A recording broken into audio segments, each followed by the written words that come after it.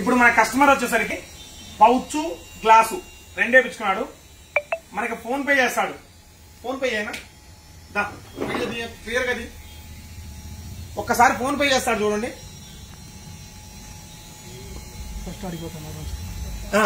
అక్కడ స్కాన్ చేస్తాడు చూడండి.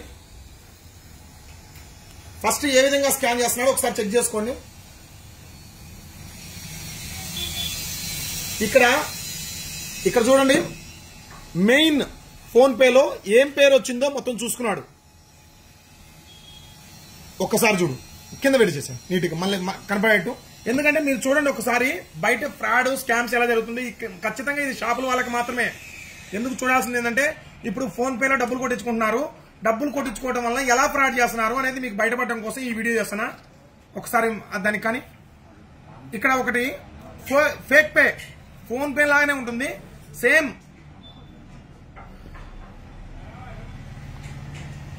కేవలం అవగాహన కోసమే అండి. ఇప్పుడు 1 లక్ష రూపాయలు నాకు కొడుతున్నాడు డబ్బులు. చూడండి, శబ్దం కూడా వచ్చింది కొట్టినట్టు. ఇక్కడ వ్యూ డీటెయిల్స్ కొడితే సురేంద్ర సెల్ పాయింట్ పెయిడ్ 1 లక్ష రూపాయలు. ఇక్కడ బ్యాంక్ కూడా ఎస్బీఐ బ్యాంక్ నుంచి పే చేసినట్టు వచ్చింది. ఒకసారి క్లియర్ గా చూసుకోండి. వీడియో నీట్ గా చూపినా. Time to time date time చూడండి ఒకసారి, 11:53.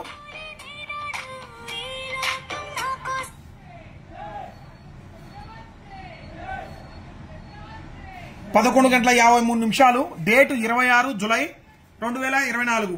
సో ఒక ట్రాన్సాక్షన్ ఐడి కూడా వచ్చింది, పేరు వచ్చింది, అండ్ బ్యాంక్ డీటెయిల్స్ వచ్చినాయి. కస్టమర్ ఏమనుకుంటాం, ఇంకా మనం చూసుకునేది ఏంది, డబ్బులు ఇచ్చి పంపించు, అన్నయ్య ఆడిపోతాడు అనుకుంటాం, తమ్ముడి ఆడిపోతాడు అనుకుంటాం. కానీ ఇక్కడ ఫేక్ పే చేసింది. ఒకసారి చూడండి, యాప్ చూడండి. ఇంక ఏం పని చేయదు.